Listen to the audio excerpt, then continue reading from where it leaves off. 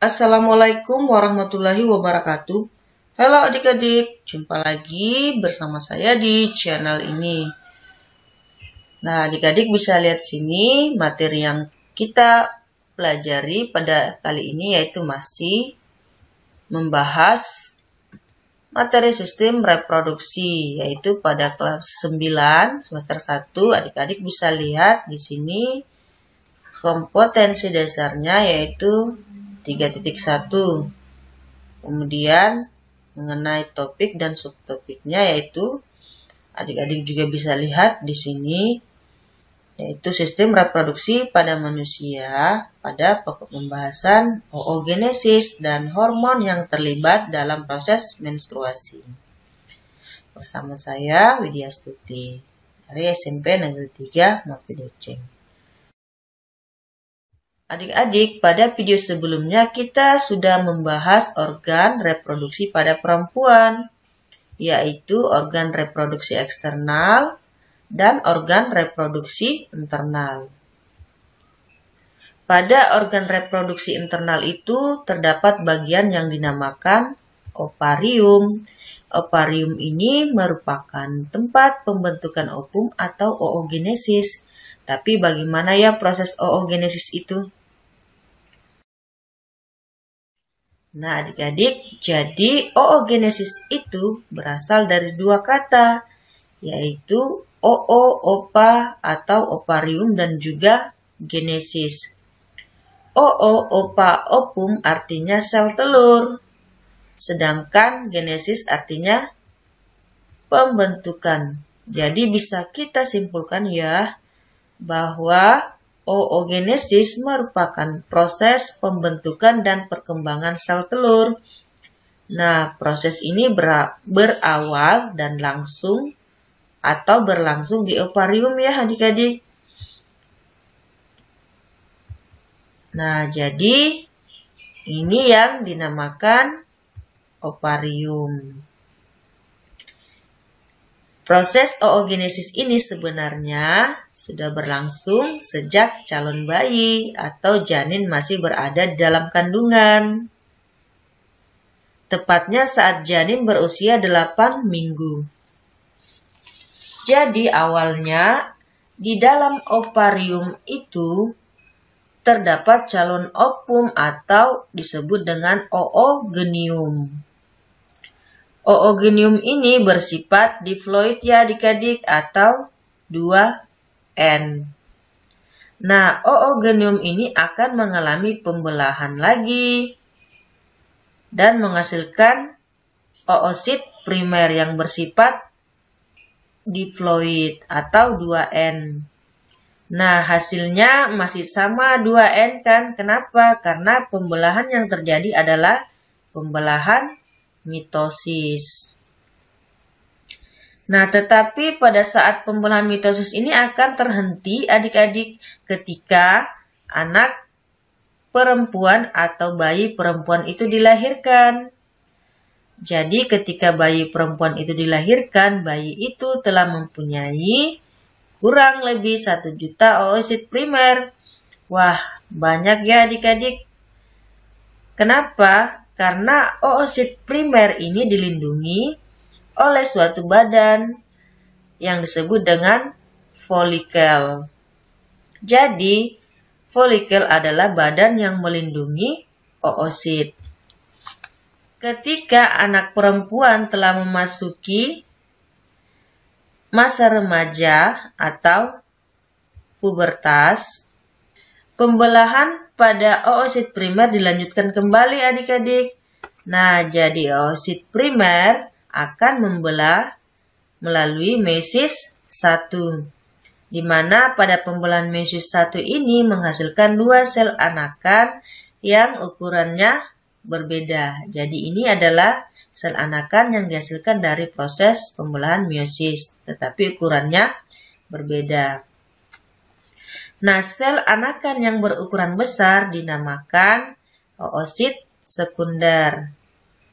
Sementara yang kecil dinamakan badan kutub primer.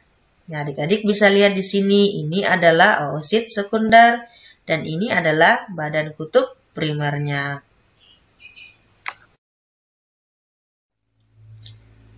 Nah, tadi itu sudah dibahas bahwa oosit primer itu dilindungi oleh suatu badan yang disebut dengan folikel. Begitu juga dengan oosit sekunder. Jadi, oosit sekunder juga dilindungi oleh folikel. Ya adik-adik.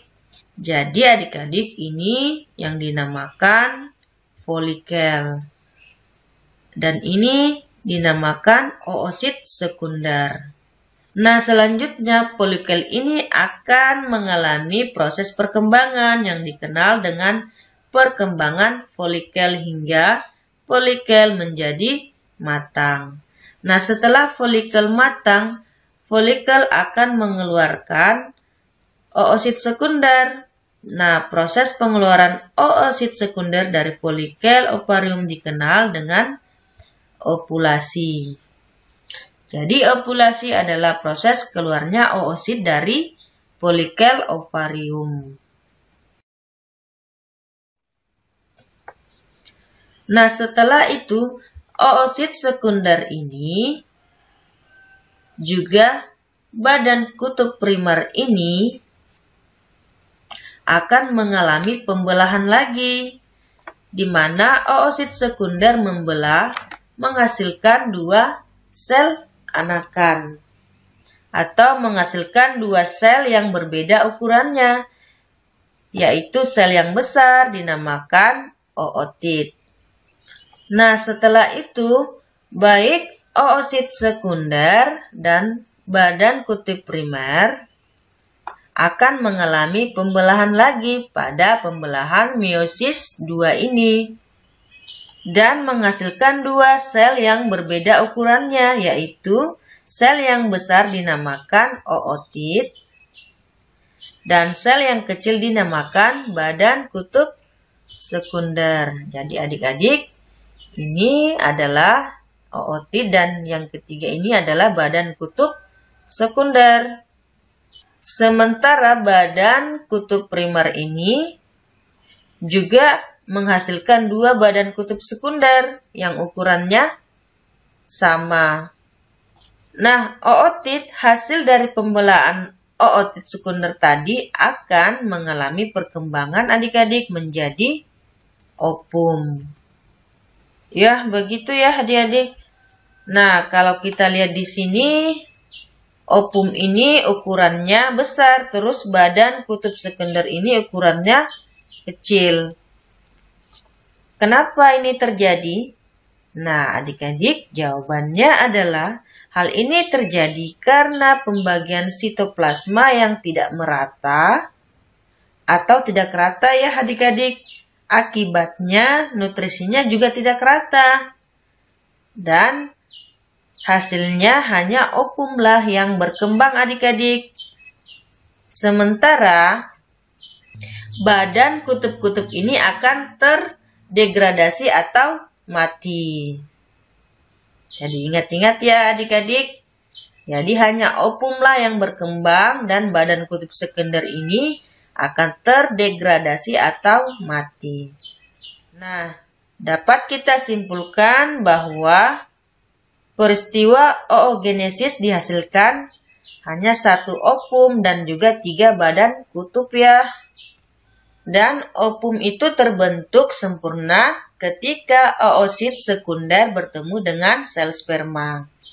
Nah adik-adik, jika oosit sekunder tidak bertemu dengan sel sperma, maka yang terjadi adalah menstruasi. Sebelum kita membahas mengenai menstruasi, sebaiknya kita mengetahui dulu ya adik-adik, apa saja yang terlibat dalam menstruasi itu. Memang apa ya yang terlibat dalam proses menstruasi itu?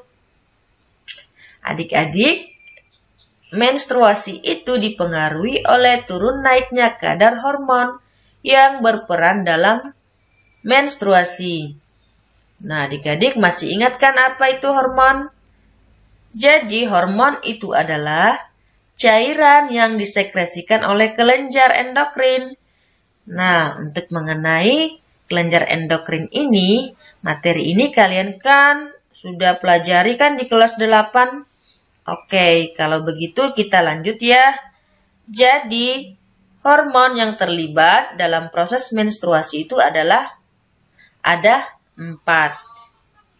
Yaitu hormon yang pertama FSH, hormon yang kedua LH, hormon yang ketiga estrogen, dan hormon yang keempat adalah progesteron. Nah, untuk memahaminya, kita bahas satu-satu lagi ya. Oke. Dimulai dari yang pertama dulu ya, yaitu FSH atau Follicle Stimulating Hormone adalah hormon yang dihasilkan oleh kelenjar pituitary atau kelenjar hipofisis yang ada di otak. FSH ini berfungsi untuk memicu terbentuknya folikel. Yang kedua adalah estrogen. Estrogen adalah hormon yang dihasilkan oleh folikel itu tadi dan fungsinya untuk memicu perkembangan sekunder wanita atau perkembangan sekunder pada wanita. Selain itu, estrogen juga berfungsi untuk memicu terbentuknya endometrium dan produksi hormon LH. Hormon yang ketiga adalah luteinizing hormone atau hormon LH atau disingkat dengan LH. LH berfungsi untuk memicu proses ovulasi. Dan yang terakhir adalah hormon progesteron. Nah, progesteron ini adalah hormon yang berfungsi untuk penebalan dinding endometrium. Progesteron ini dihasilkan oleh korpus luteum. Apa ya itu korpus luteum?